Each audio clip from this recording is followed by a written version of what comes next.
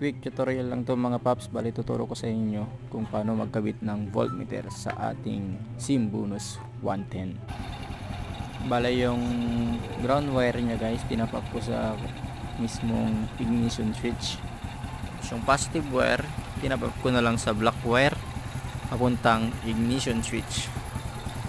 Bali itong wire na to guys, papuntang battery na to. Dito ko tinap up para mas accurate yung mariread ng voltmeter natin.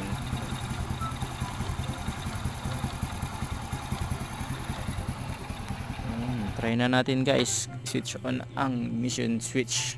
Yun, 12.6. Goods na goods pa ang ating battery guys. Tapos try natin paandarin guys para malaman natin kung all goods pa ba ang charging system ng ating motor. At yun guys, okay naman. Naman ng gusto guys, balo pa ng 14 point something